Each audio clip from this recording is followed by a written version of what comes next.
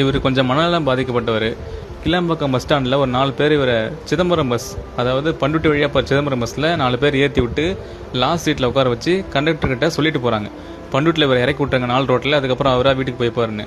ஆனால் அந்த கண்டக்டர் என்ன பண்ணிருக்கான், திண்டிவனம் வந்த உடனே நான் கொஞ்சம் பஸ் நடுவில் உட்காந்துருந்தேன், திண்டிவனம் வந்ததும் பண்ருட்டி வந்துட்டு சொல்லி இறக்கி விட்டுருக்கான் ஆள். அந்த ஆள் பேசும்போது சார் கவனிக்கல, ஹெட்ஃபோன் போட்டிருந்தேன். அதுக்கப்புறம் என்னடா சொல்லிட்டு சவுண்டு கேட்க திரும்பி பார்த்தா அவர் இறக்கிட்டு இருக்காரு படிக்கல, அந்த பண்ருட்டி வந்து இறங்கிட்டுன்னு. அந்த கண்டக்டர் சண்டை போடலாம் டைம் இல்லை, ஏன்னா அவர் கீழே இறங்கி போயிட்டு இருக்காரு, ரோட்ல எங்கேயாவது போயிட போறாருன்ட்டுன்னு நான் இறங்கி ஓடி போய் அவரை பிடிச்சி கும்பகோணம் பஸ்ல ஏற்றி அதே போல் லாஸ்ட் சீட்ல உட்கார வச்சு டிக்கெட் எடுத்து நான் அங்கே கூட்டணும், அந்த பண்ருட்டியில் இறக்கி விட்டேன். இந்த கண்டக்டர் என்ன பண்ணிருக்கணும், கிளாம்பாக்கத்தில் ஏற்றி விடும் போதே அவர்னு சொல்லிருக்கணும், அவர் யாருக்கும் எந்த தொந்தரவும் பண்ணல. இப்போ உட்காந்துட்டு வர மாதிரியே தான் லாஸ்ட் சீட்டில் உட்காந்துட்டு அப்படியே சாஞ்சு தூங்கி தான் வந்தார். இவர் யாரும் எந்த தொந்தரவும் பண்ணல, பஸ்ஸும் காலி தான் வந்தது. இந்த டிக்கெட்டில் இருப்பாங்க இதான் அந்த பஸ் நம்பரு. இதை இந்த போக்குவரத்து கழகத்துக்கு தெரிகிற போல ஷேர் பண்ணி அவன் நாளை பெண்ணை யாரையுமே இந்த மாதிரி கீழே இறக்கிவிடக்கூடாது. இப்போ அவனை நம்பியெல்லாம் ஏற்றி விட்டு போகிறாங்க.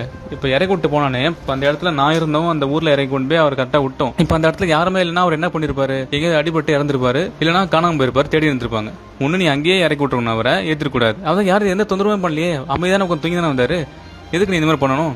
நாளை பெண் அந்த ஆள் யாரையுமே இறக்கி விட்டு யாருக்கும் எந்த பாதிப்பும் வராமல் அந்த ஆள் மேலே கடும் நடவடிக்கை எடுக்கும்படி இது எல்லாரும் ஷேர் பண்ணுங்கள்.